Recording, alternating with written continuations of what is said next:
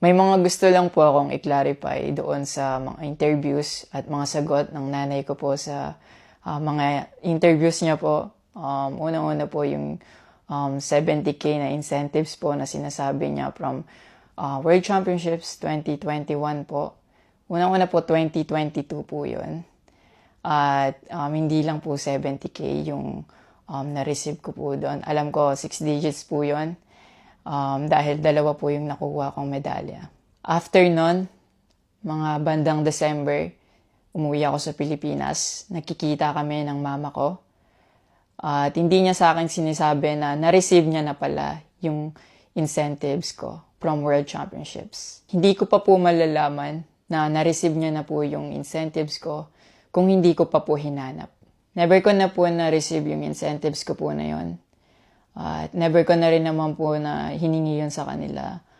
Binigay ko na at wala na po yun sa akin. Ang sa akin lang naman, gusto ko malaman kung saan napunta yung incentives ko po na yun. Yung principle po kasi dito wala po sa liit o laki ng amount po na incentives po na ginalaw niya. Kundi po sa pagtago at paggalaw niya nang wala ko pong consent, yung pinapoint ko po sa kanya.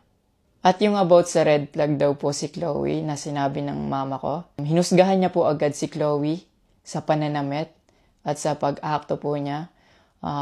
Magkaiba po ng kinalakihan. Unang-una, lumaki si Chloe sa Australia at ayun yung nakagisnay niyang culture. At ibang-iba po talaga sa Pilipinas kung paano tayo gumalaw, magsalita o manamit po. At yung about po sa yung mauubos po yung anak ko, nasabi po ng mama ko.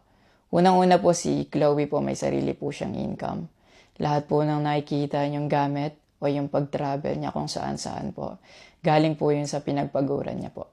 At bakit naman po ako mauubos? Gaya nga po ng sinabi ko, si Chloe po may sarili po siyang income. And lahat po ng bank account ko po nasa mama ko po. At may mga instances po talaga na si Chloe po yung sumasagot sa akin that time po. Bukod sa incentives po, nasa kanya din kasi yung bank account ko sa monthly allowances sa pag-gymnastics ko. And nung nakuha ko na yung bank account ko po na yun, doon ko po nalaman na inuubos niya po yung laman nun. And nasa akin po yung mga bank statement ng withdrawal po na ginagawa niya po. Sabi niya pa nagsimula daw yung hindi namin pagkakaintindihan dahil kay Chloe daw po. Opo, totoo po yun. Dahil ever since unang-una pa lang, ayaw niya na kay Chloe kahit hindi niya pa po nakikita or nakikilala in person. And mas nagkalabuan po kami nung naglagay po ako ng boundaries sa relationship ko. Kasi pinaglaban ko po si Chloe dahil gusto ko po siya. Yung about sa training camp na kinikwento niya na si Chloe dapat wala na daw doon, sabi ng former coach ko pagdating nung dalawang magte-training camp doon.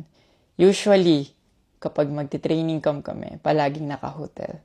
And miscommunicated yon na doon pala sila sa akin na mag-i-stay. Hindi rin totoo na pagpunta nila doon, nung dalawang bata, dapat wala na si Chloe kasi sabay-sabay silang pumunta doon.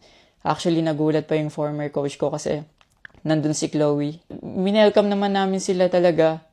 Nag-prepare kami para sa kanila. So, hindi ko alam kung bakit ganun yung mga sinasabi niya. At yung sinasabi niya po na yung dalawang bata po dahil si Chloe yan doon, yung nakabalandra daw yung puwet po.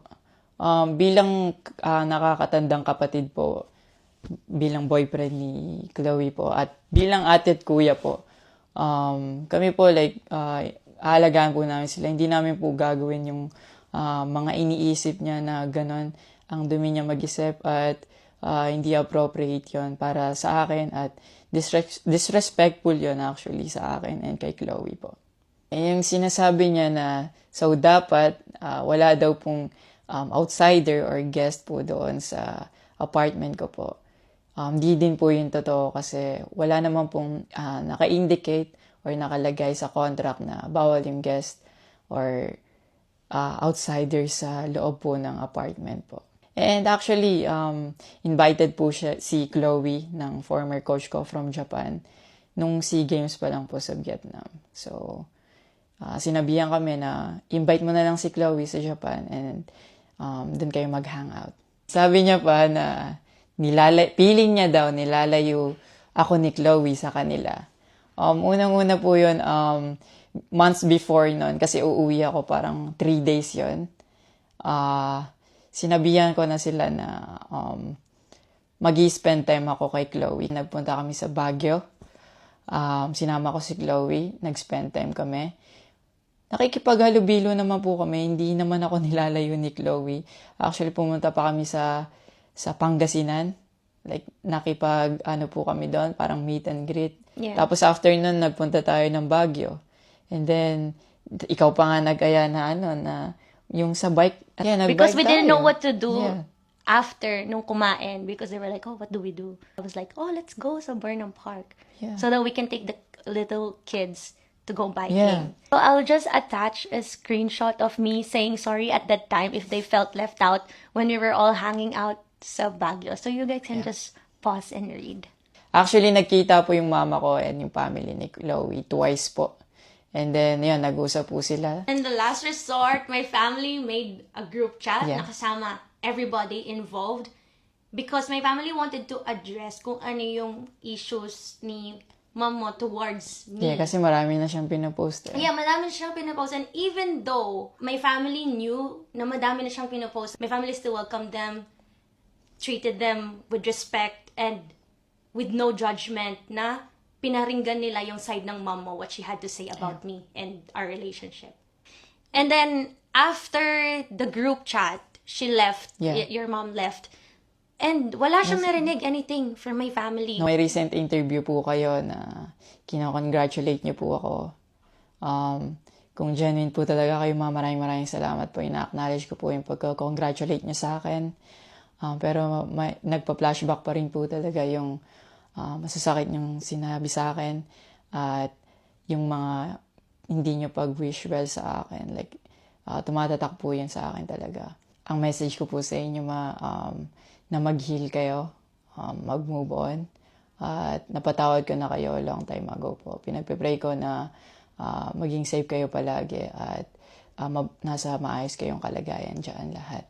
Tigilan na po natin to at i-celebrate na lang po natin yung mga ginawa po ng paghihirap, pagsasakripisyo ng bawat atletang Pilipino dito sa Olympics.